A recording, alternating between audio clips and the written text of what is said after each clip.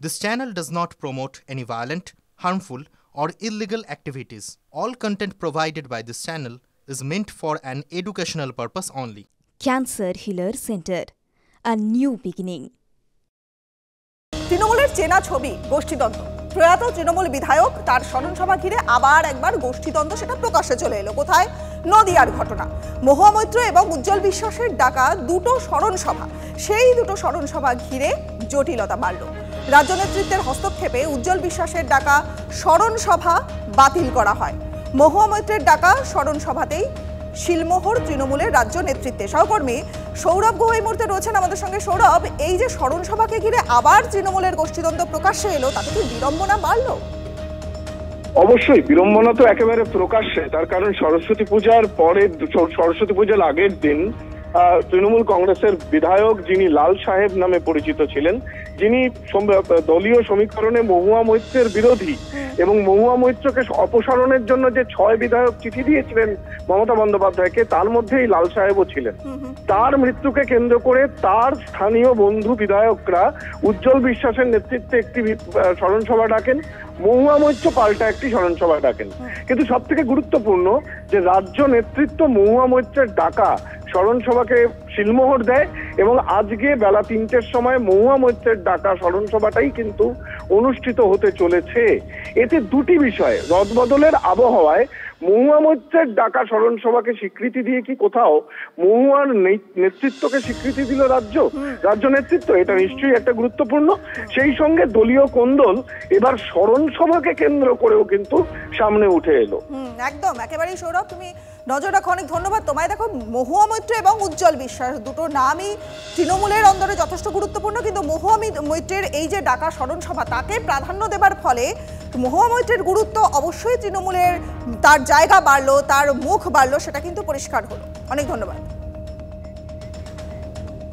রাজনীতির আঙিনায় জ্যোতিপ্রিয় মল্লিক তিনি ফিরে এলেন। জেল মুক্তির পরেই প্রথমবার নিজের বিধানসভা এলাকাতে বালু পৌঁছালেন। প্রায় 15 মাস পরে জেল মুক্তির পর প্রথম হাবড়া বিধানসভায় বিধায়ক তথা প্রাক্তন মন্ত্রী জ্যোতিপ্রিয় মল্লিক তিনি এলেন বদরহাট পৃথিবী অঞ্চলের তৃণমূল কংগ্রেসের কার্যালয়ে। আজ দলীয় কাউন্সিলরদের সঙ্গে বৈঠক। জ্যোতিপ্রিয় মল্লিকের পঞ্চায়েত কর্মীদের সঙ্গে কথা বলবেন তিনি। জনসংযোগে জোর দিয়েছেন এবং জনসংযোগে জোর দিয়ে 3 দিন বনভোজনে যাবেন প্রাক্তন খাদ্যমন্ত্রী। আমাদের সহকর্মী দীপঙ্কর টেলিফোন লাইনে রয়েছেন এই মুহূর্তে আমাদের সঙ্গে। দীপঙ্কর, রাজনীতির আঙিনায় আবার একেবারে তেড়ে ফুঁড়ে নামলেন জ্যোতিপ্রিয় মল্লিক, কি কি কর্মসূচি? দেখো, আজকে সারাদিন ধরেই কর্মসূচি রয়েছে। প্রথমে তিনি হাবড়াতে আসেন, হাবড়া বিধানসভা সদর এলাকাতে যান, সেখানে গিয়ে রাজনৈতিক কর্মীদের সঙ্গে দেখা করেন এবং তারপর চলে আসেন হাবড়া 2 নম্বর রেলগেটে। সেখান থেকে মিছিল করে হেঁটে হেঁটে পৌরসভায় আসেন। পৌর কাউন্সিলর এবং তার সঙ্গে যেহেতু তিনি দীর্ঘদিন পর আসলেন, তার সঙ্গে হাবড়া এলাকার এবং আশেপাশের বিভিন্ন বিধানসভা এলাকার তৃণমূল কর্মী নেতৃত্ব আসেন তার সঙ্গে দেখা করতে।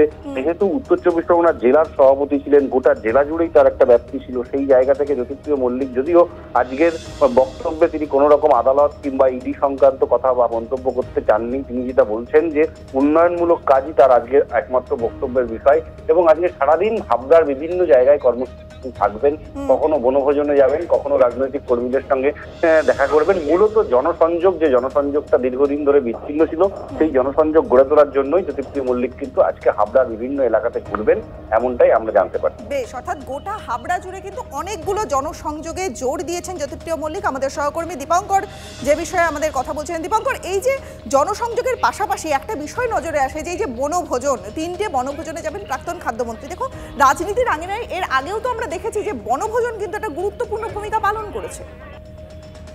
একদমই তাই, এই বনভোজন যথেষ্ট গুরুত্ব রয়েছে। তার কারণ হচ্ছে জ্যোতিপ্রিয় মল্লিক শুধুমাত্র বনভোজনে যাবেন আর ঘুরে আসবেন, সেটা তো হতে পারে না। কারণ একদিকে যেমন হাবড়ার দীর্ঘদিন ধরে বিধায়কের অভাব ছিল, অনেকগুলো ডেভেলপমেন্টের কাজ আটকে আছে, থমকে আছে, সেগুলো তিনি বললেন, সেটা যেমন রেকটিফাই করার একটা জায়গা। তার সঙ্গে যে সমস্ত কর্মীরা দীর্ঘদিন ধরে বিচ্ছিন্ন ছিল, অনেক কর্মী তারা বুঝতে পারছিলেন না তাদের কর্মসূচি কি হবে, তারা কর্মসূচি নতুন করে নিতে পারছিলেন না, এরকম নানা রকম জটিলতা আছে। তার সঙ্গে উত্তর 24 পরগনা জেলা জুড়ে কিন্তু তৃণমূল কংগ্রেসের একটা ভাঙন আছে। একজন আরেকজনের বিরুদ্ধে কথা বলেন বা যেগুলো জ্যোতিপ্রিয় মল্লিক সভাপতি থাকাকালীন দেখা যেত না, সেই সব রেকটিফিকেশনেরও কিন্তু একটা ব্যাপার আছে। একেবারে দীপঙ্কর, দেখা যাচ্ছে যে রাজনীতির আঙিনায় নতুন করে আত্মপ্রকাশ ঘটতে চলেছে তার, এবং গোটা হাবড়া জুড়ে নানান কর্মসূচি এবং সেখানকার মানুষদের সঙ্গে জনসংযোগে ব্যস্ত জ্যোতিপ্রিয় মল্লিক। অনেক ধন্যবাদ, নজর রাখো তুমি।